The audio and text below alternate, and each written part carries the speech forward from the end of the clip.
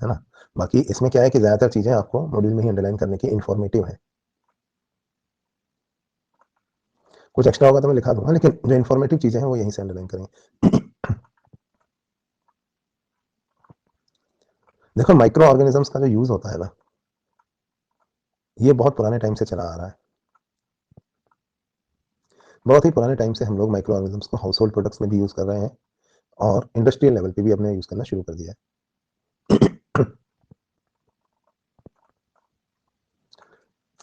देखिए तो micro house hold में क्या क्या यूज़ होते हैं पहले हम वो देखते हैं। इससे जस्ट पहले मैं आपको एक बात बताऊं, माइक्रो ऑर्गेनिजम्स के यूज़ को हम बायोटेक्नोलॉजी कहते हैं। आपको एक चीज़ और पढ़ाई जाएगी, बायोटेक्नोलॉजी। तो व्हाट बेसिकली इज बायोटेक्नोलॉजी? इन्हीं माइक्रो ऑर्गेनिजम्स के यूज़ को हम बायोटेक्नोलॉजी भी कहते हैं। तो हम पढ़ तो रहे हैं microbes in house human welfare, उसी का एक पार्ट होता है बायोटेक्नोलॉजी भी।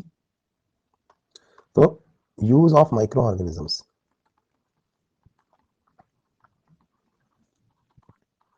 To obtain products desirable for humans, हमारे लिए जो भी डिजायरेबल है।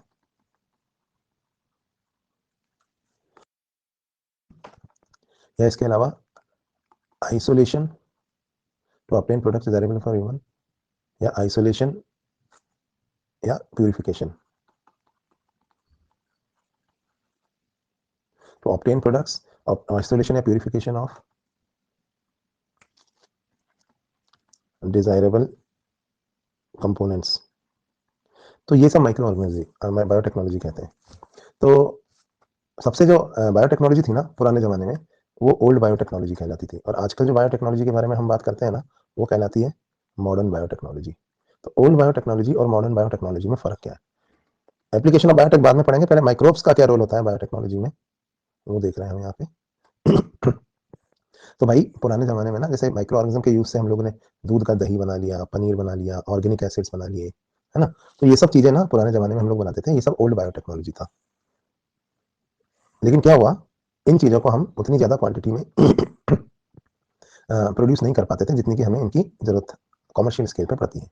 कहने का मतलब ये है कि जैसे हमने ना कई प्रोडक्ट्स ऑर्गेनिज्म से ऑब्टेन करी, माइक्रो ऑर्गेनिज्म से। जैसे दूध जो था वो फट गया, दही बन गया, है ना।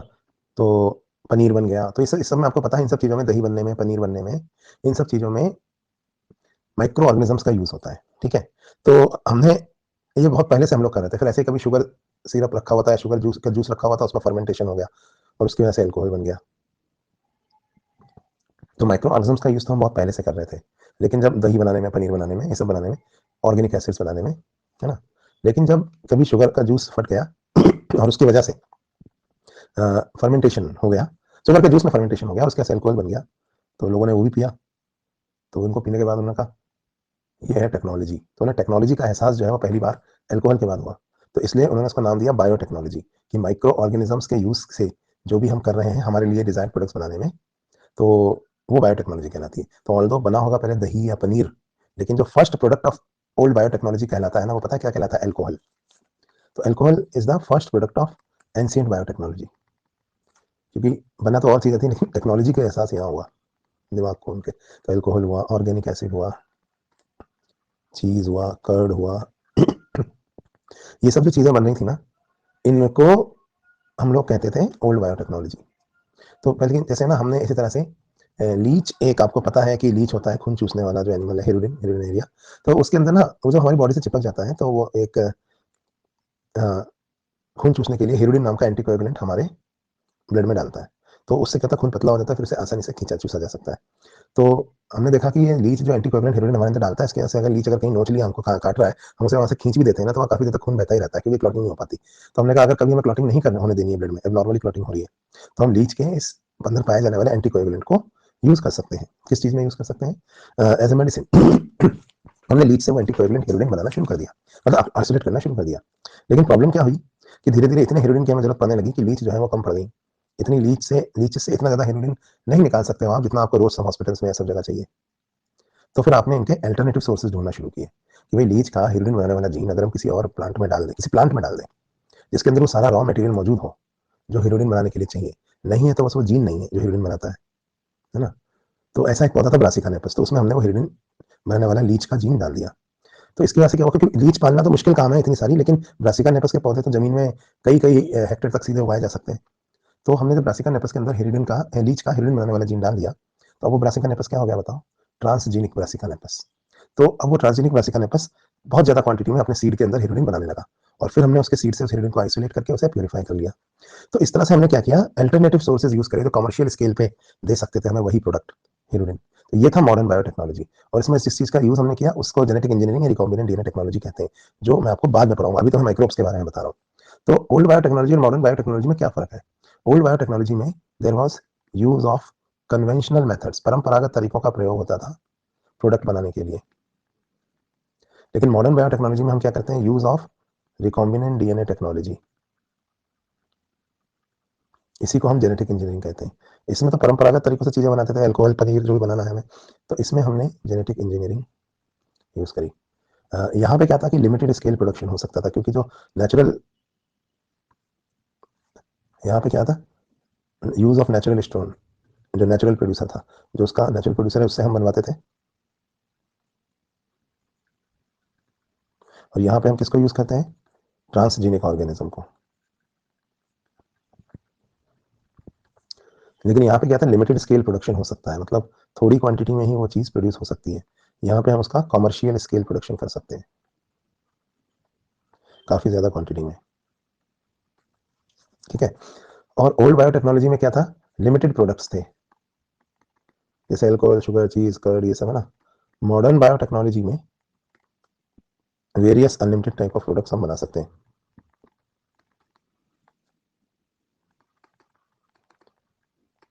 तो इसका एग्जांपल मैं आपको देता हूं, जैसे हमने, ये सब हम ना बाद में पढ़ेंगे। ट्रांसजेनिक ब्रासिका नेपस में हेरोडिन बनाया, अब ये भी बता रहा था जैसे मैं। इसके अलावा और भी चीजें होती हैं, जैसे ना हमने कुछ बायोमोलिक्यूल्स बनवाए, जो हम बाद में देखेंगे क्या होते हैं। इसके अलावा हमने जैसे एक टमाटर होता है फ्लेवर सेवर, वो बनवाया। इसके अलावा हमने एंटीबायोटिक रेजिस्टेंट प्लांट्स बनवाए, मतलब pesticide resistant plant, antibiotic resistant मतलब वीड या pest resistant plant, strong varieties बनवाई। एक चीज होती है bio fortification, extra nutrition add करना, गोल्डन राइस वगैरह, है ना। तो बीटी कॉटन, ये सब हम पढ़ेंगे, बीटी कॉटन क्या होता है। तो ये सब ना मॉडर्न बायोटेक्नोलॉजी है।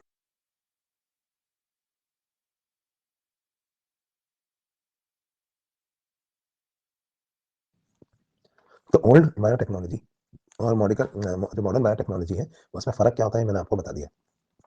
अब ये चीज मैं आपको दोबारा जो बायोटेक्नोलॉजी पढ़ाऊंगा एप्लीकेशन, तब नहीं बताऊंगा। तो ये चीज आप यहाँ से नोट कर सकते हैं। फिलहाल आज के टॉपिक में हम ओल्ड बायोटेक्नोलॉजी के बारे में बात करेंगे, जिसमें हम माइक्रोब्स का नेचुरल यूज करते थे और उनसे चीजें बनाते थे।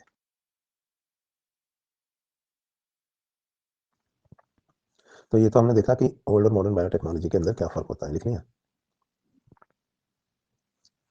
अच्छा, तीसरा चौथे पॉइंट में क्या फर्क है, limited variety of products, limited products नहीं, मतलब इसमें तो कुछ ही चीजें बनती थी, यहाँ पे बहुत सारी चीजें बनाते हैं, हाइब्रिडोमा, यहाँ तक कि ना hepatitis B vaccine, biomolecules, cyclosporin, ये बहुत चीजें बताऊंगा ना मैं आपको। यहाँ तो बस कुछ दही पनीर ये सब बनाना ही, तो कुछ ही वैरायटी थी, यहाँ पे बहुत सारी वैरायटी, ये फर्क है। ह्यूमन इंसुलिन, बहुत सी चीजें हम लोग मॉडर्न बायोटेक से बनाते हैं, लेकिन दोनों के अंदर ओरिजिनली देखो माइक्रो ऑर्गेनिजम्स का ही यूज हुआ था। अब ये बात अलग है कि मॉडर्न बायोटेक्नोलॉजी में हम उस माइक्रो ऑर्गेनिज्म के सिर्फ जीन का यूज करते हैं और उसको अपने पसंद के प्रोड्यूसर में डाल देते हैं। यहाँ पे उसी को नेचुरल प्रोड्यूसर जो ऑर्गेनिज्म होता था उसी को यूज करते थे। तो ये इनके बीच का फर्क है, लिख लिया आप लोगों ने। चलो, तो अब हम बात करते हैं माइक्रोब्स इन ह्यूमन वेलफेयर की। साथ के साथ में ना मैं इसमें आपको एनसीईआरटी भी पढ़ाता जाऊंगा। रीजन क्या है कि इस टॉपिक में से मोस्टली क्वेश्चंस डायरेक्ट एनसीईआरटी से ही आते हैं। ठीक है, तो मैं यहाँ पे अपलोड कर देता हूँ एनसीईआरटी को भी।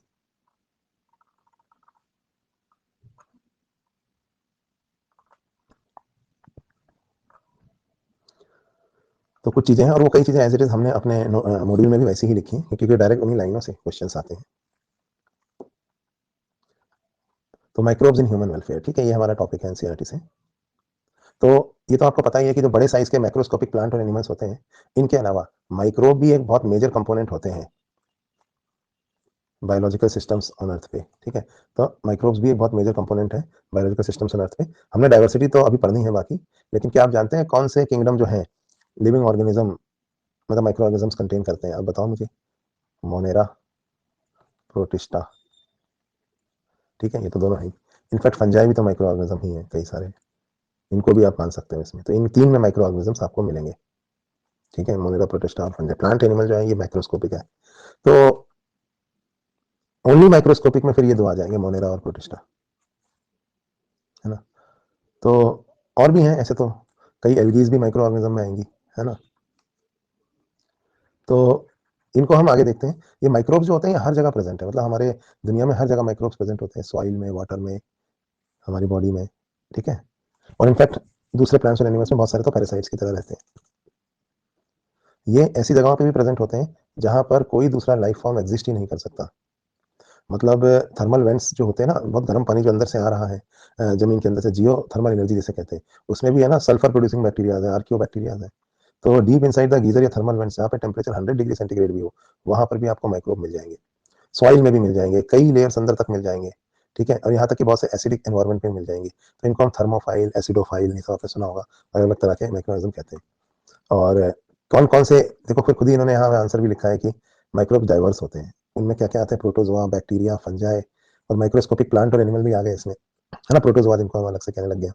इसके अलावा एक और चीज इवॉल्व हुई है, बाद में इवॉल्व हुई, जो वायरस थे और वायराइड्स एंड प्रायंस, इन सब को हम माइक्रोब्स में काउंट कर रहे हैं, क्योंकि ये भी इन्फेक्शन फैलाते हैं।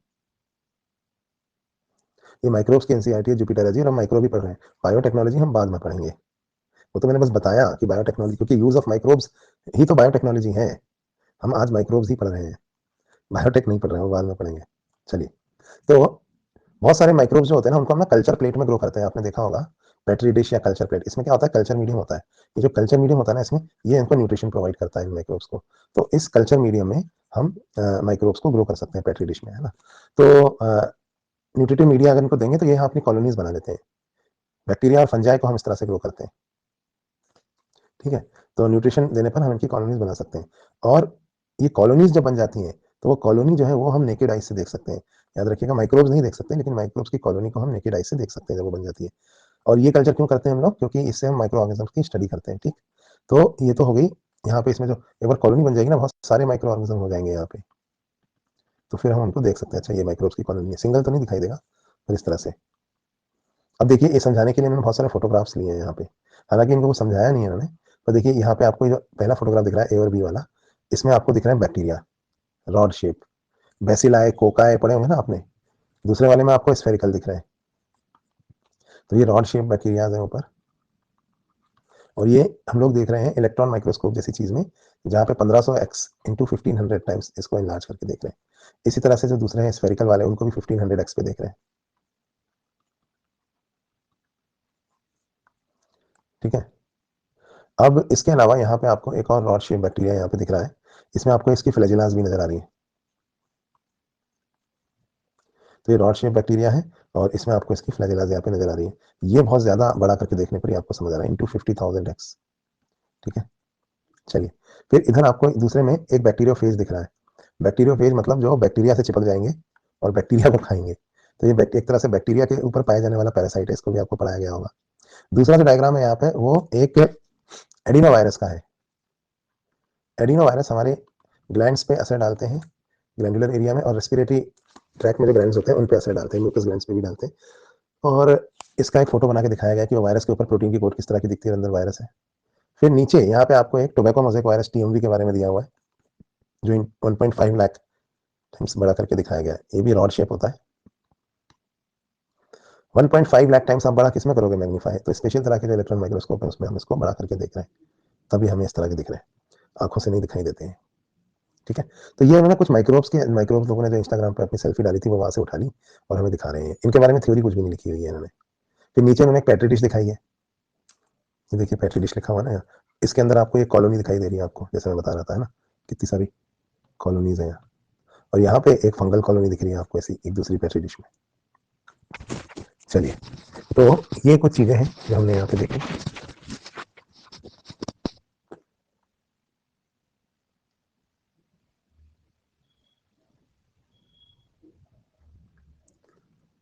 चलिए, क्या कह रहा है विकास, इनके पास फ़ोन है, आईफोन यूज़ करते हैं सारे, तुम्हारी तरह वो 12,000 रुपये का सैमसंग नहीं यूज़ करते हैं।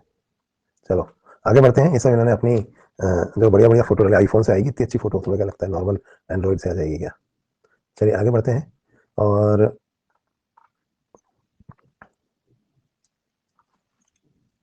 अगली चीज ये लिख रहे हैं कि चैप्टर 7 में आपने बहुत सारे लार्ज नंबर ऑफ डिजीजेस के बारे में पढ़ा था। ह्यूमन हेल्थ एंड डिजीज जब हमने पढ़ा था ना, वहां पे हमने पढ़ा था, लेकिन ये माइक्रोब्स बहुत सारी डिजीज एनिमल प्लांट में भी कॉज करते हैं।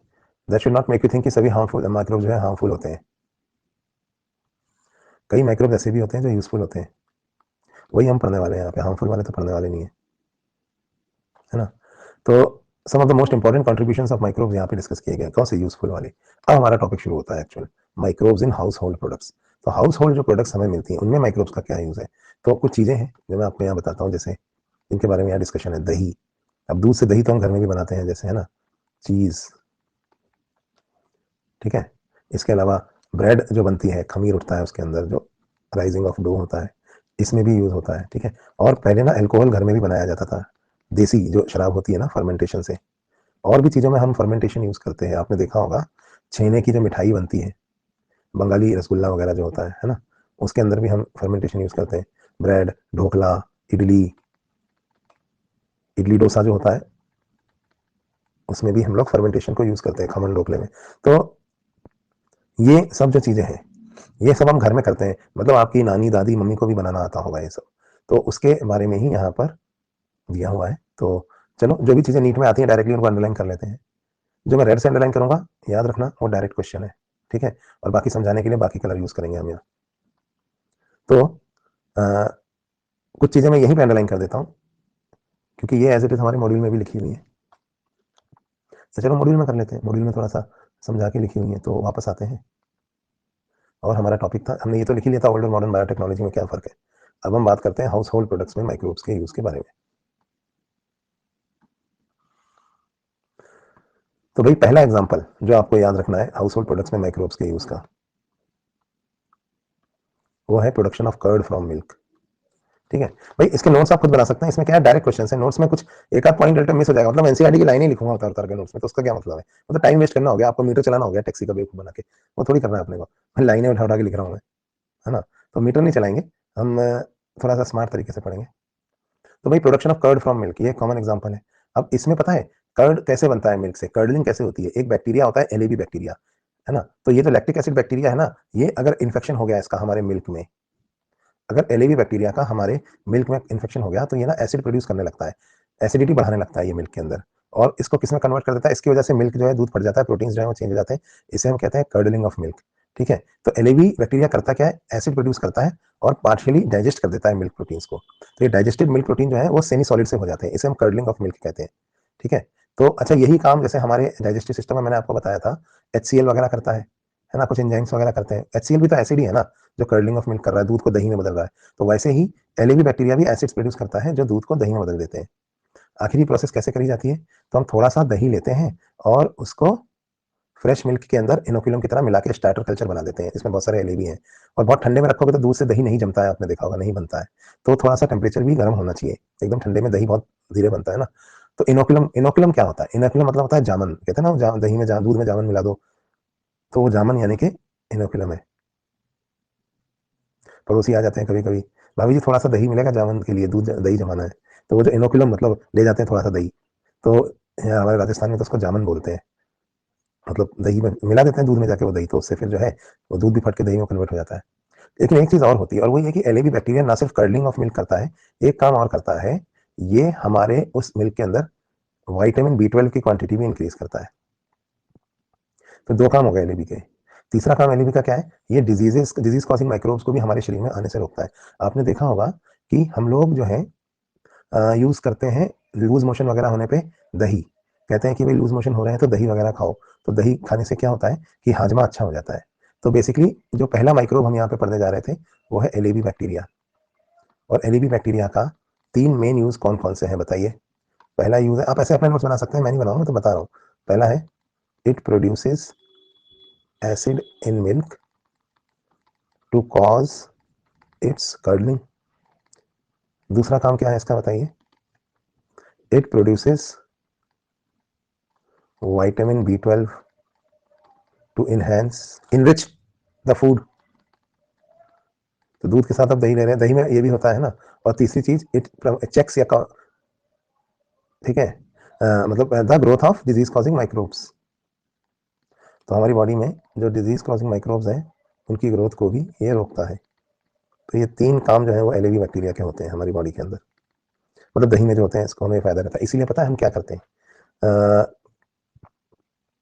स्पोरलैक टैबलेट यूज करते हैं लूज मोशन होने पे। आपने सुना होगा स्पोरलैक, वाइजलैक, क्योंकि ये टैबलेट्स के अंदर ना एलएवी बैक्टीरिया ही होता है स्पोर्स के फॉर्म में, तो ये डाइजेशन में हेल्प करता है। ठीक है, तो ये तो एक यूज हो गया। तो एलएवी बैक्टीरिया के यूजेस तो हमने यहाँ पे देखे। दूसरा जो हाउस होल्ड में हम लोग यूज करते हैं माइक्रोब, वो है ईस्ट। ईस्ट जो है ये भी एक माइक्रोब है जो हम हाउस होल्ड में यूज करते हैं। ईस्ट को हम सैक्रोमाइसिस सर्विसी कहते हैं। मतलब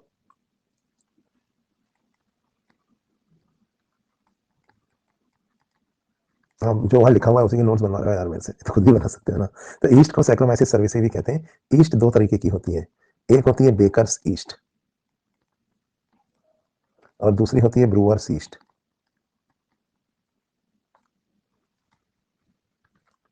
ईस्ट में एंजाइम भी होते हैं, ठीक है। तो बेकर्स ईस्ट तो आपने देखा होगा बेकरी वगैरह में यूज की जाती है, और ब्रूअर्स ईस्ट अल्कोहल प्रोडक्शन के लिए यूज की जाती है।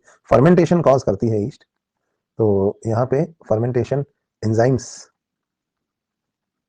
Are present. ईस्ट में बहुत सारे फर्मेंटेशन के एंजाइम्स प्रेजेंट होते हैं, ठीक है। तो बेकर्स ईस्ट है जैसे कि है ना, जो आपके ब्रेड बनाने के काम आती है। कई तरह के जो बिस्किट्स नहीं होते, वो नान खटाई वाले बिस्किट्स, वो बनाने के काम आती है। इडली, डोसा, खमन, ठीक है। तो ये सब चीज़ों में बेकरी में चीज़, ये सब काम आती है, ठीक है। जबकि ब्रूअर सीड जो है वो अल्कोहल बनाने में काम आती है। अलग अलग तरह का अल्कोहल होता है जो अलग अलग चीज़ों से बनता है। ये अलग अलग चीज़ें हैं ना जो शुगर के सोर्सेज है। और शुगर सोर्सेज में क्या क्या हो सकते हैं बताओ? उसमें हो सकते हैं फ्रूट्स, ग्रेन्स यानी कि अनाज, ठीक है। मतलब फ्रूट्स हो सकते हैं, ग्रेन हो सकते हैं, और शुगर के सीरियल, ग्रेन्स मतलब सीरियल्स कह सकते हो आप, है ना। शुगर केन हो सकता है, कई बार स्टेम वगैरह, मतलब पार्ट्स ऑफ प्लांट्स। कैसे बनता है ये हम देखेंगे, है ना। पोटैटो से में भी शुगर, जिसमें भी पाम ट्री जो होता है, पाम ट्री का सैप जो उसके तरह से निकलता है, उसमें भी शुगर होती है। तो इन सब चीज़ों से ब्रूअर ईस्ट बन सकती है। तो अभी यहाँ पे हम ब्रूअर ईस्ट मतलब इन सब चीज़ों से ब्रूअर ईस्ट अल्कोहल बना सकती है ना। तो बेकर ईस्ट और ब्रूअर ईस्ट 2 तरह की ईस्ट होती है। चलो थोड़ा सा पढ़ते हैं इसके बारे में। तो जो डो होती है, जिसको हम बोलते हैं कि खमीर जो उठ रहा है, जो इडली डोसा बनाने के लिए काम आती है, ये भी ईस्ट में पाए जाने वाली चीज़ें ही इसको फर्मेंट करती हैं। और ये तो स्पॉन्जी स्पॉन्जी अपीयरेंस होता है, पफ्ड अप अपीयरेंस। आपने देखा होगा छोटे छोटे छेद होते हैं चीज़ में, ब्रेड में, है ना। ये इसलिए होते हैं क्योंकि फर्मेंटेशन के दौरान कार्बन डाइऑक्साइड जो है वो रिलीज होती है, ठीक है। और जो ब्रेड बनाने वाली होती है ब्रेकर, तो रिलीज ऑफ CO2 की वजह से पफ्ड अप अपीयरेंस होता है, और जो खड्डे खड्डे होते हैं उसके अंदर उसी की वजह से होते हैं। एक जो ड्रिंक है brewers yeast Todi, palm tree के सैप से बनाया जाता है उसके फर्मेंटेशन से। उसके बारे में भी यहाँ लिखा हुआ है। तो यहाँ पे एक और चीज़, तो ये जो मैं रेड से अंडरलाइन कर रहा हूँ ये आप याद रखना। तो ब्रूअर सीड से हम अलग अलग तरह के अल्कोहल बनाते हैं। One of them is Todi या ताड़ी। और भी है, महुआ है, देसी, संतरा, नारंगी, बहुत तरह के बनते हैं, है ना। और फिर विदेशी शराब भी है, विस्की, रम, वोडका, जिन। तो ये सब हम बाद में देखेंगे। पहले यहाँ पे हम बात करते हैं, टोडी जो है वो पाम ट्री के सैप से बनती है। माइक्रोब्स और भी चीज़ों के काम आते हैं, फ्रेश करके इनसे भी हम फूड प्रोडक्ट्स बनाते हैं, ठीक है। चीज़ एक one of the oldest food items है जिसमें माइक्रोब्स यूज हुए थे, ठीक है। अब पता है चीज़ बहुत तरह की होती है, लेकिन जैसे आपने खुद देखा होगा मोज़रेला चीज़, है ना। इस तरह से बहुत वैरायटीज होती हैं चीज़ की, और कॉटेज चीज़। तो जो अलग अलग तरह की चीज़ जो होती है ना, है ना, ये सारी जो चीज़ें होती हैं अलग अलग तरह की, इनमें हर एक चीज़ का अलग टाइप का टेक्सचर या फ्लेवर होता है, ठीक है। इनमें एक अलग तरह, हर एक में। तो ये पता है किससे आता है? दूध तो सब में सेम यूज कर सकते हो आप, मिल्क से ही तो फिर ये बनेगा ना सब, लेकिन कौन सा माइक्रो ऑर्गेनिज्म आप यूज कर रहे हो उसके हिसाब से टेक्सचर और फ्लेवर आता है। तो अगर हम चीज के बारे में बात करें, तो चीज एक बहुत फूड प्रोडक्ट है, और स्विस चीज, कॉटेज चीज, दो तरह की चीज होती है। एक तो जो फ्रेश बनी हुई चीज होती है कॉटेज चीज, उसके बाद उसको राइपनिंग के लिए रख दिया जाता है, तो मिल्क से बनता है ये सब। तो हम लोग क्या करते हैं, जैसे मिल्क लिया हमने, मिल्क में हमने क्या ऐड किया, माइक्रो ऑर्गेनिज्म जो चीज बनाने वाला है ना। मिल्क को थोड़ा सा गर्म करते हैं, फिर उसके अंदर माइक्रो ऑर्गेनिज्म ऐड करते हैं, तो ये माइक्रो ऑर्गेनिज्म उसके अंदर एसिडिटी इंक्रीज कर देता है। ठीक है। इसके बाद जो उसके बाद क्या होता है, कर्डलिंग ऑफ मिल्क हो जाती है। एक बार कर्डलिंग ऑफ मिल्क हो जाएगी ना, तो जो मिल्क आपने लिया था ना वो दो हिस्सों में टूट जाएगा। जो मिल्क आपने यहाँ पे लिया था, इसके अंदर दो चीज़ें अलग अलग हो जाएंगी। सपोज ये तो मिल्क था, इसमें इसमें क्या होता है कि पानी पानी जो है वो ऊपर अलग हो जाता है, इसको हम वे कहते हैं, और जो सॉलिड पार्ट है वो नीचे बैठ जाता है आके। तो ये ऊपर वाला जो पानी वाला पार्ट होता है ना, इसको हम वे कहते हैं। ये रिच सोर्स होता है लैक्टिक एसिड वगैरह का, इसमें प्रोटीन भी होते हैं। और ये नीचे वाला जो पार्ट है इसको हम बाहर निकाल लेंगे, और इसको अब हम एक रखेंगे दबा के, इसे कहते हैं राइपनिंग। कितना समय तक आप राइप करेंगे उस हिसाब से चीज़ बनेगी फाइनली। तो जो चीज़, ये जो फ्रेश चीज़ यहाँ बनी होती है, ये कहलाती है कॉटेज चीज़ या अनराइप चीज़। और राइप चीज़, फिर राइपनिंग तो कई कई वीक्स तक, मतलब कई दिनों, हफ्तों, महीनों भी चल सकती है ना।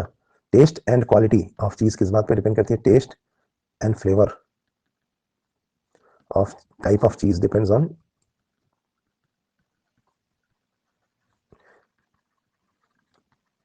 The micro organism used. कौन सा माइक्रो ऑर्गेनिज्म आप यूज कर रहे हो वो डिसाइड करता है टेस्ट और फ्लेवर। ठीक है। तो ये माइक्रो ऑर्गेनिज्म डिसाइड करता है। चलिए आगे बढ़ते हैं।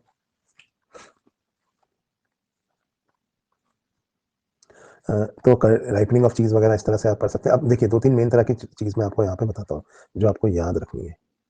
एक है स्विस चीज़। ये चीज़ में जो खड्डे होते हैं वो large amount of CO2 produce करने की वजह से होते हैं, मतलब प्रोड्यूस CO2 रिलीज हो रही है उसकी वजह से। तो स्विस चीज़ और रॉकी फोर्ट चीज़, दो तरह की चीज़ के बारे में आपको यहाँ पे पता होना चाहिए। तो दो एग्जाम्पल जैसे मैं यहाँ दे रहा हूँ।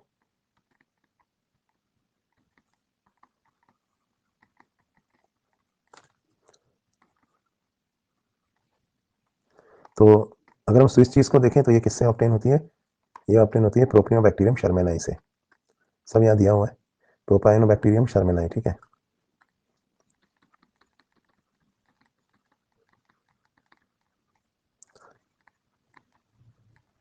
और जो रॉकीफोर्ट चीज़ है, ये हमको फंगस एस्परगिलस, पेनिसिलियम रॉकी, सॉरी फंगस पेनिसिलियम रॉकीफोर्ट से ऑब्टेन होती है। तो ये यहाँ पे इसके बारे में कुछ चीज़ें हैं। आगे बढ़ते हैं। तो मतलब इसमें कुछ खास है नहीं, जो हम पढ़ रहे हैं उसी को अंडरलाइन करके मैं पढ़ा रहा हूँ, साथ में उसी चीज़ को मैं एक तरह से नोट्स में लिखा रहा हूँ। एक आध बात कोई एक्स्ट्रा बताऊँ तो बताऊँ। तो आगे पढ़ें, कौन सी बैक स्लाइड चाहिए।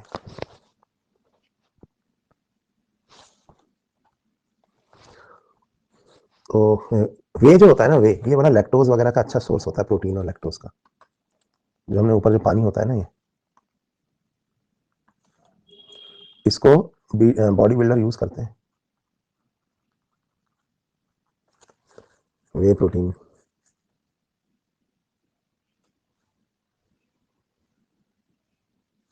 ठीक है। नॉर्मल इंसान ले सकता है वे प्रोटीन, क्यों, बॉडी बिल्डर के दूसरे ग्रह से आए, वो भी तो नॉर्मल इंसान ही है, क्यों नहीं ले सकता। पागलों के लिए थोड़ी हो कि सब पागल खाएंगे इसको। चलो भाई आगे बढ़ते हैं। जो बॉडी बिल्डिंग नहीं करते वो भी ले सकते हैं।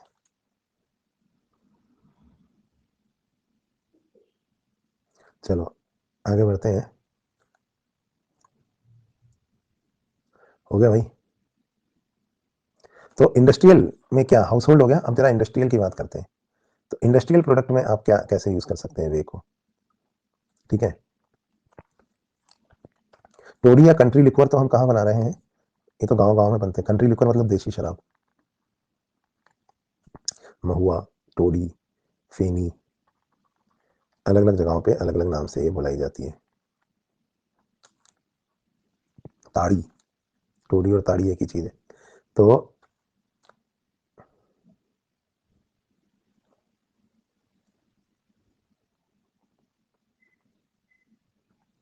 आगे बढ़ते हैं। तो अल्कोहलिक बेवरेजेस, हम इसमें हम ना विदेशी वालों के बारे में बात करेंगे। तो अल्कोहलिक बेवरेजेस को अगर हम देखें, जो different type of alcoholic beverage है, तो लुइस पास्चर ने in the middle of 19th century बताया कि बियर, अच्छा बटर मिल्क यानी कि छाछ, यहाँ रह गया था लिखने के लिए। ये जो हाउस होल्ड प्रोडक्ट्स हैं इसमें छाछ भी होती है, दूध से तो बनता है, दही से तो बनती है ना छाछ। तो एलएबी बैक्टीरिया छाछ बनाने में भी मदद करते हैं।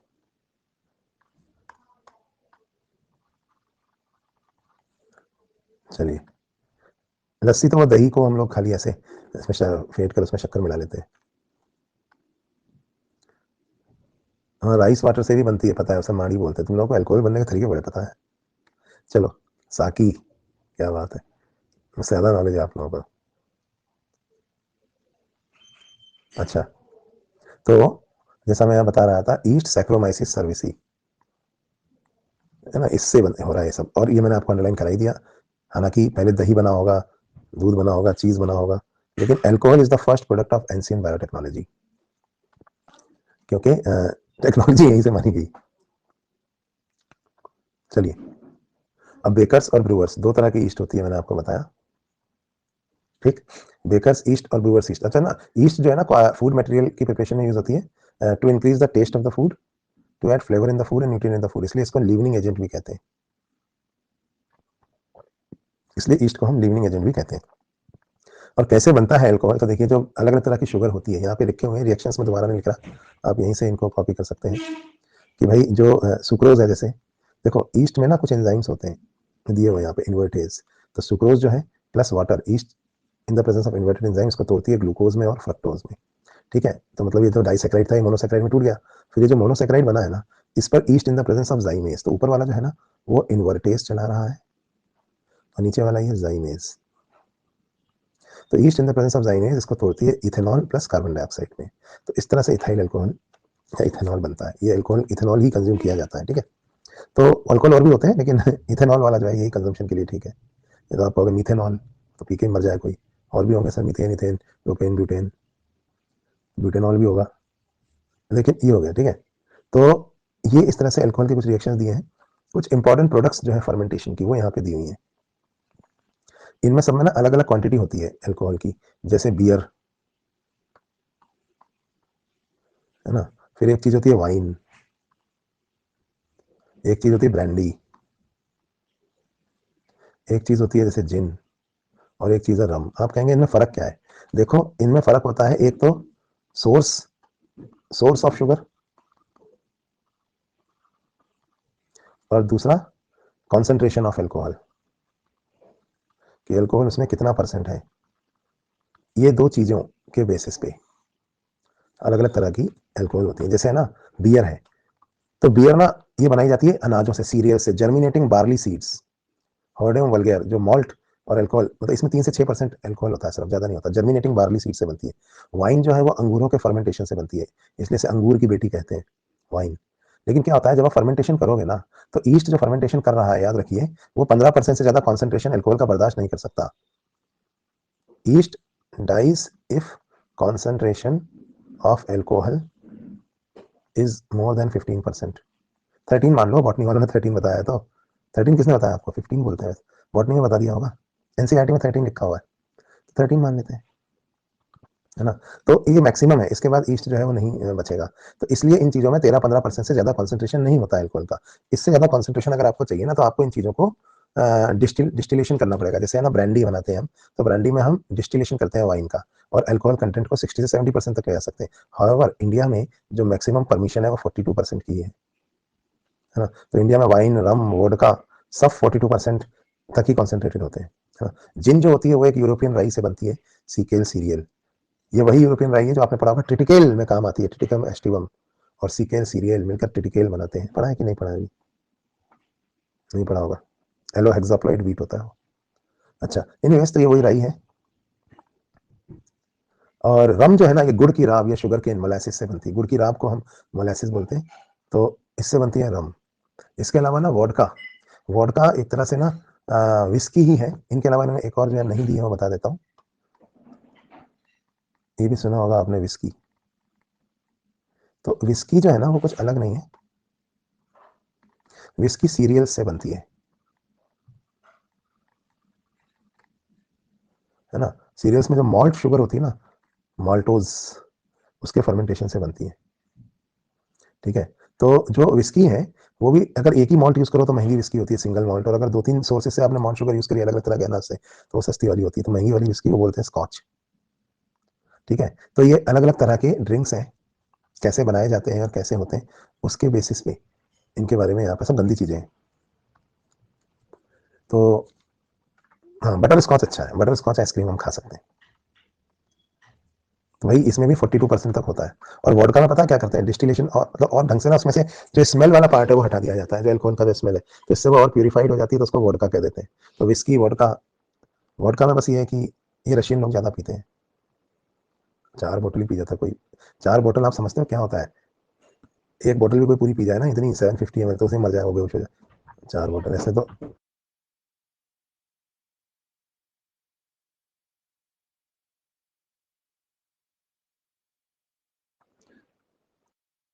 ठीक है। तो ये हो गया अल्कोहल के बारे में। चलिए, तो ये अल्कोहल और अल्कोहल प्रोडक्ट्स हैं।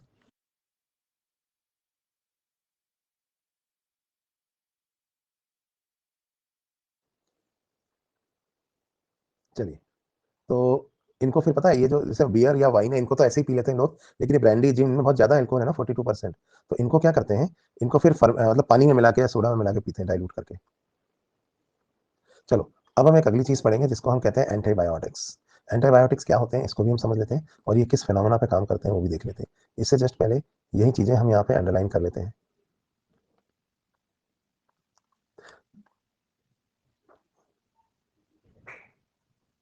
अच्छा, 5 मिनट का ब्रेक ले सकते हैं क्या, 2 या 3 मिनट का ब्रेक? तो 2-3 मिनट का ब्रेक ले लेते हैं और फिर हम वापस आते हैं और इसको पढ़ते हैं, ठीक है।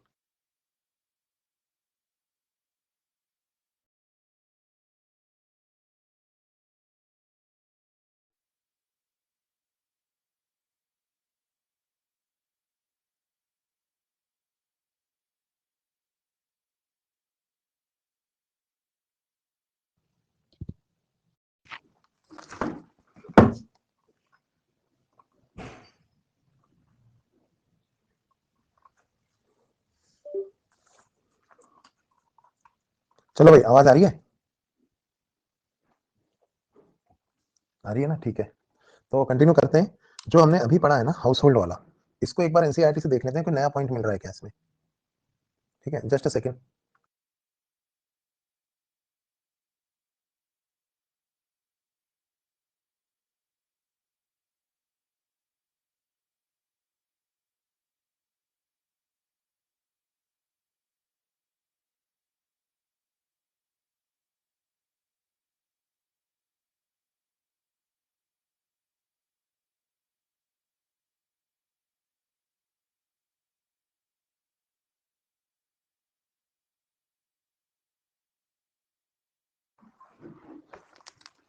चलिए, तो हम लोग जो पढ़ रहे थे उसे स्टार्ट करते हैं वापस। यहाँ पे देखो, जो हमने जो कुछ भी नोट्स में लिख लिया है, अंडरलाइन कर लिया है, इसके अलावा इसमें कोई नई चीज नहीं है यहाँ, है ना।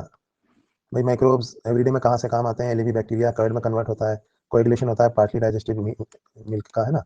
तो वही सारी बातें यहाँ पर लिखी हुई हैं। इनोकुलम या स्टार्टर कल्चर, कुछ नया नहीं है इसमें। न्यूट्रिशन क्वालिटी इंक्रीज होती है और चेकिंग डिजीज कॉजिंग माइक्रोब्स, ये 3 उसके काम है, ठीक है। और पढ़ेंगे अभी 10-15 मिनट और पढ़ेंगे, है ना, सुनते जाओ। इसके अलावा अच्छा, मैच का मैं बता देता हूँ कि 29 को अपन एंडोक्राइन का मैच ले लेंगे, ठीक है, 29 की क्लास में। तो आप एंडोक्राइन के लिए तो तैयार ही रहना। तो यहाँ पे लिखा है देखो, can you tell which metabolic pathway is taking place in resulting in formation of CO2। उसके बाद खुद ही आंसर लिख दिया है इन्होंने, फर्मेंटेशन, ठीक है। फिर where do you think the bacteria for this fermentateds come from. तो ये बैक्टीरिया कहाँ से आते हैं, ये सब बातें यहाँ पे दी हुई हैं। बेकर्स यीस्ट, सैक्रोमाइसिस सर्विसेज जो है ट्रेडिशनल ड्रिंक्स में यूज होती है। मैच प्लस में होगा भाई, सुन लो। और मैं क्या सोच रहा हूँ कि 27th को ही मैच ले लेते हैं, क्योंकि ये अगर ये 2 चैप्टर जब खत्म हो जाएंगे ना हमारे, तो हम ले लेंगे। नहीं भी ले पाए तो इसका मैच बाद में ले लेंगे, बायोटेक्नोलॉजी का। देखते हैं, मतलब मेरे पास क्या 4 लेक्चर्स हैं अभी दिसंबर में, तो अगर इन 4 लेक्चर्स में ये टॉपिक खत्म हो जाता है तो इसका भी मैच ले लेंगे, और एंडोक्राइन का तो ले ही लेंगे हम। एंडोक्राइन का मैच पहले लेंगे और इसका मैच बाद में लेंगे। इसका अगर जरूरत पड़ेगी तो जनवरी में हम स्पेशल क्लास में भी ले सकते हैं, चलो अभी पढ़ने पे ध्यान देते हैं, बातें बंद, है ना। तो ये सारी बातें वहीं लिखी हुई हैं जो हमने पढ़ी थी ना, इसमें कुछ भी नया नहीं है। देखो ये सारा ना एनसीईआरटी जो हमने लिखा हुआ है वही एनसीईआरटी से ही एक तरह से लिखा हुआ है, तो इसमें कुछ नया बताने को नहीं है, राइट, कुछ भी नहीं है नया। अब हम ना इंडस्ट्रियल स्केल प्रोडक्ट्स पे आ जाते हैं, ठीक। तो जो हम पढ़ रहे थे उस पर आते हैं वापस से और बात करते हैं इंडस्ट्रियल स्केल। ये देखो ये है फर्मेंटर्स, ये बड़े बड़े फर्मेंटर्स होते हैं जिनके अंदर यही फर्मेंटेशन की प्रोसेस कैरी आउट करी जाती है, और इंडस्ट्रियल स्केल ये फर्मेंटेशन प्लांट है, इसका एक फोटो यहाँ पे एनसीईआरटी में दिया हुआ है, ठीक है। एंटीबायोटिक्स क्या होते हैं ये मैं आपको और थोड़ा सा बता देता हूँ, ध्यान से सुन लें, उसके बाद डाउट लेंगे, थोड़ा सा आप सुन लो। Antibiotics work on a phenomena which is known as biological antagonism. ये क्या होता है बायोलॉजिकल एंटागोनिज्म, ये मैं बता देता हूँ एक बार। तो एंटीबायोटिक्स यहां से पढ़ने से पहले हम थोड़ी सी बात इनके बारे में जान लेते हैं। एंटीबायोटिक का मतलब क्या है? एंटीबायोटिक मतलब होता है अगेंस्ट लाइफ, नाम से ही बड़ा ये मिसनोमर है। Anti means against, bio means life. तो जो एंटीबायोटिक्स होते हैं they are basically against life. Now what do you mean by against life? देखिए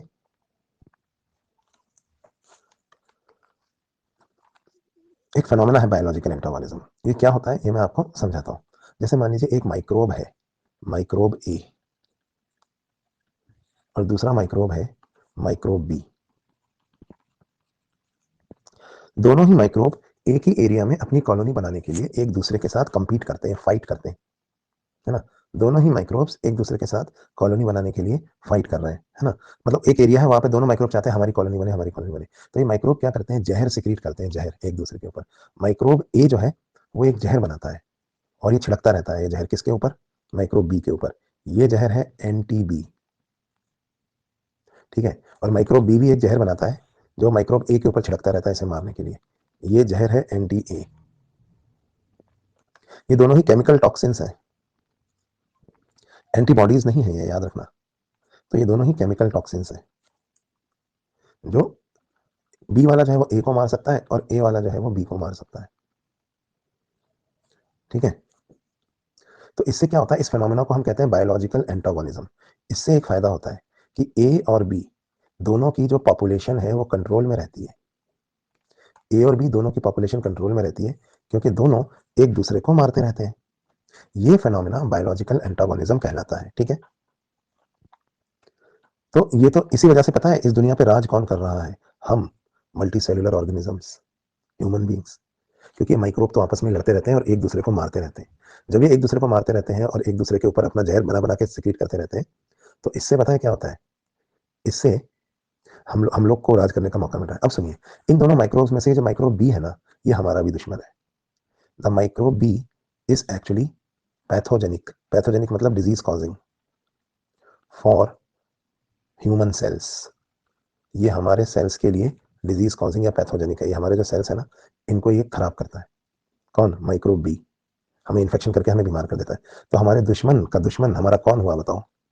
हमारे दुश्मन का दुश्मन हमारा दोस्त हुआ ना। तो इसका मतलब माइक्रोब ए हमारा दोस्त है ना। तो हम क्या करेंगे, ए से दोस्ती करेंगे, इस माइक्रोब ए को हम खूब खिलाएंगे पिलाएंगे, इसे कहेंगे आइए भाई साहब आप बहुत अच्छे हैं, आप जो है ये लीजिए पेट्री डिश, यहाँ पे आप रहिए और खूब जहर बनाइए। इनको हमने न्यूट्रिएंट मीडियम दे दिया कि आप यहाँ पे खूब खाइए पिए। तो ये माइक्रोब ए जो है यहाँ पे खूब ग्रो हुआ, और इस माइक्रोब ए ने यहाँ खूब सारा क्या बनाया बताओ? इसने यहाँ एक जहर बनाया। कौन सा जहर? एंटी-बी। एंटी-बी जो दरअसल एक टॉक्सिन है, लेकिन ये जो एंटी-बी टॉक्सिन है ना ये हमारे बड़े काम का है, क्योंकि anti-B toxin is not harmful for human cells. ये एंटी-बी टॉक्सिन ह्यूमन सेल्स के लिए हार्मफुल नहीं है, लेकिन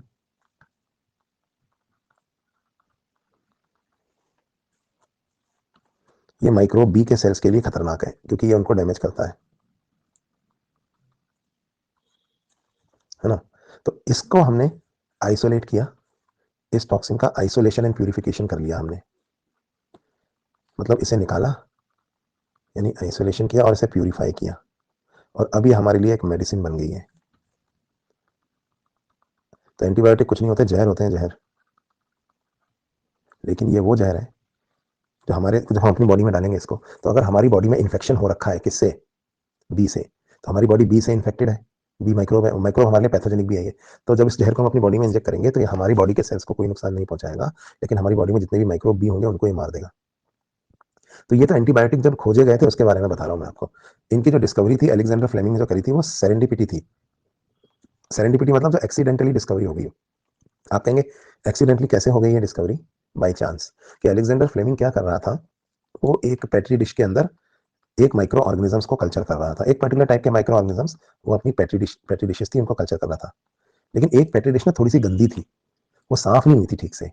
तो उसने क्या किया, जो थोड़ी सी गंदी थी मान लो, है ना, तो उसने क्या किया कि जब उसने कल्चर मीडियम में माइक्रो ऑर्गेनिजम्स को कल्चर किया ना, तो उसने क्या देखा कि जो माइक्रो ऑर्गेनिज्म वो कल्चर कर रहा था वो सभी पेट्री डिश में तो अच्छे से उग रहे थे, पर एक पेट्री डिश जो ढंग से धुली नहीं थी, गंदी नहीं थी, उसमें वो माइक्रो ऑर्गेनिज्म ग्रो नहीं कर पा रहे थे, कॉलोनी नहीं बना पा रहे थे। तो ये थोड़ी सी गंदी पेट्री डिश थी। तो उसने ना माइक्रोस्कोप को ध्यान से देखा, तो उसने देखा कि क्योंकि ढंग से इसकी सफाई नहीं हुई थी ना इस डिश की, तो इसमें ऑलरेडी यहाँ पे एक दूसरा माइक्रो ऑर्गेनिजम्स थोड़े से थे, और वो एक जहर छिड़क रहे थे कि इधर आने का नहीं, ये ग्रीन वालों को रेड वाले बोल रहे हैं, है ना, जिसकी वजह से रेड वाले जो है वो वहां पे, मतलब ग्रीन वाले वहां पर फ्लरिश नहीं कर पा रहे थे, वहां रेड वाले थे। तो उसने कहा ये क्या है यार, तो उसने कहा ये कोई जहर है, ये ऐसा जहर है जो हमारे लिए, तो फिर उसने देखा कि ना ये जहर से दूसरे वाले मर रहे हैं, तो उसने बोला ये एंटीबायोटिक्स कहलाते हैं। तो इनकी जो डिस्कवरी थी वो सेरेंडिपिटी थी। फिर उसने ना ये चीज और भी, फ्लेमिंग ने, जो हम लोग को बीमार करने वाले जो माइक्रो ऑर्गेनिजम्स होते हैं ना, उसने बोला इनका दुश्मन कौन है यार, वो तो हमारा दोस्त है। तो पेनिसिलम नोटेटम, ये भी एक फंजाई है। तो हमने देखा कि एंटीबायोटिक्स मोस्टली ना फंजाई या बैक्टीरिया से इन सब से ही मिलते हैं हमें। तो हमने देखा कि ये एक मोल्ड है, ये भी एक जहर सिक्रीट करता है, और ये जो जहर है ना, ये बहुत सारे ऐसे ग्राम पॉजिटिव बैक्टीरियाज को मारता है जो हम लोग को बीमार करते हैं। तो उसने इससे बनाई पेनिसिलिन। तो हम लोग को जब चोट वोट लग जाती है ना, तो हमारे वूंड में बहुत सारे बैक्टीरिया होते हैं, आ जाते हैं इन्वायरमेंट से, जो उस वूंड को हील नहीं होने देते। तो उसने ये पेनिसिलिन जब उस वूंड पे इंजेक्ट करी, तो उससे क्या हुआ कि बैक्टीरिया तो मरे, और हमारा वूंड जो है वो जल्दी हील हुआ। तो ड्यूरिंग सेकेंड वर्ल्ड वॉर ये सबसे बड़ी डिस्कवरी थी। तो सेकेंड वर्ल्ड वॉर के दौरान जब हमने एंटीबायोटिक्स ढूंढी, पेनिसिलिन, तो जितने भी सोल्जर्स जो वूंड लगने के कारण इंजर्ड हो जाते थे, उनको जब एंटीबायोटिक दी गई, तो इससे उनके घाव बहुत जल्दी हील हुए। तो ये सेकेंड वर्ल्ड वॉर में इसका बहुत बड़ा रोल था, पेनिसिलिन का, एंटीबायोटिक का। पेनिसिलिन एक एंटीबायोटिक है, दरअसल एक टॉक्सिन है। अब ये तो एक बात हुई, लेकिन दोस्तों ये जो माइक्रो ऑर्गेनिजम्स हैं, जो इन पेनिस एंटीबायोटिक्स के नेचुरल प्रोड्यूसर्स हैं, जो इन एंटीबायोटिक्स को बनाते हैं, है ना, तो माइक्रो ऑर्गेनिजम्स जो इन एंटीबायोटिक्स के नेचुरल प्रोड्यूसर्स हैं, उनको आप कितना कल्चर करके कितना क्या उगाओगे? एक काम करते हैं अपन, उनका जो वो जो एंटीबायोटिक बना रहे हैं, उनका एंटीबायोटिक बनके जो उस एंटीबायोटिक का जो केमिकल फार्मूला है, उस केमिकल फार्मूले को हम आइसोलेट करते हैं क्या है, और उसको फिर आर्टिफिशियली बनाएंगे लैब में। तो ये जो अपन जो आजकल एंटीबायोटिक खा रहे हैं इतनी सारी, एमोक्सिसिलिन, सिप्रोफ्लॉक्सिन, ये कोई माइक्रो ऑर्गेनिज्म थोड़ी बैठ के वहां बना रहे हैं, ये उनका केमिकल फार्मूला जैसी माइक्रो ऑर्गेनिज्म बनाते थे एज इट इज वैसी हमने केमिकली सिंथेसाइज कर ली है। ऑर्गेनिक केमिस्ट्री में, मेडिसिनल केमिस्ट्री पढ़ते हो ना आप, तो हमने इसको लैब में बिल्कुल वैसा बना लिया। जैसे मैं आपको बताऊं, आज आप है ना 10 रुपए में जाके लीची फ्लेवर का जूस पी लेते हो मार्केट में, है ना, अब बताओ 10 रुपए में कोई लीची जूस आ सकता है क्या? मैंगो फ्लेवर का जूस आ सकता है क्या? नहीं आ सकता। 10 रुपए का तो मैंगो ही नहीं होगा, मैंगो ही 20, 25, 50 रुपए का होगा। एप्पल जूस 10 रुपए में। तो आपको क्या लगता है वाकई उसमें एप्पल का जूस मिलाया गया है? नहीं, उसमें जो एस्टर्स मिलाए गए हैं या जो भी ऑर्गेनिक चीज मिली हुई है, उसमें वही ऑर्डर और वही फ्लेवर है जो कि एप्पल में होता था। केमिकल वही वाला केमिकल है ना, या फिर वही वाला फ्लेवर है। तो इस तरह से हमने ना जो एंटीबायोटिक का जो भी केमिकल कंपोजिशन था वो हमने बना लिया। ठीक है, और उसको हम लोग जो फार्मास्यूटिकल कंपनीज हैं वो हम बना बना के नए नए एंटीबायोटिक्स देखते हैं क्या बना। तो माइक्रो ऑर्गेनिज्म से हमने सीखा, इन्हीं से हमने सीखा कि इनकी दुश्मनी का फायदा हम कैसे उठाए लड़ने के लिए। इसको हम कहते हैं बायोलॉजिकल एंटागोनिज्म। तो एंटीबायोटिक्स तो हमारे लिए एक तरह से मेडिसिन का काम कर रही है, जो है तो जहर यानी अगेंस्ट लाइफ, पर हमारे लिए तो वो प्रो लाइफ हो गई ना, क्योंकि हमारी लाइफ को तो बचा रही है। तो ये होती है एंटीबायोटिक्स। इसीलिए तो कहते हैं कि एंटीबायोटिक फालतू में नहीं खानी चाहिए, क्योंकि जैसे आपने ना फालतू में भी एंटीबायोटिक खाई, तो आपके एलिमेंट्री कैनाल में जो यूजफुल वाले बैक्टीरिया हैं हो सकता है कि उनको भी मार दे। तो कई बार एंटीबायोटिक से लूज मोशन हो जाता है। ठीक है, so antibiotics basically work on the phenomena of biological antagonism, right? चलिए 1 सेकेंड।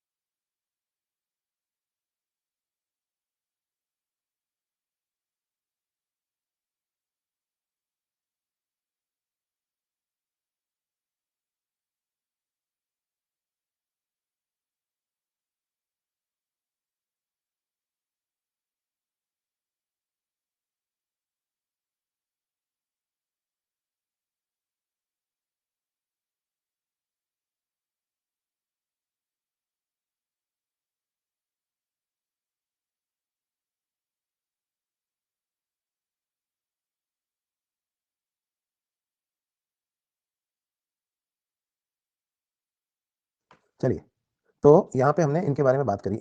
हम एक काम करते हैं, यहीं से हम, क्योंकि कई बच्चों को खाना-वाना भी खाना है और उनकी दूसरी क्लास का भी टाइम हो रहा है, तो एंटीबायोटिक्स के बारे में हमने बायोलॉजिकल एंटागोनिज्म क्या होता है ये तो पढ़ दिया है, और इसके बारे में बाकी चीज़ें हम नेक्स्ट क्लास में कर लेंगे।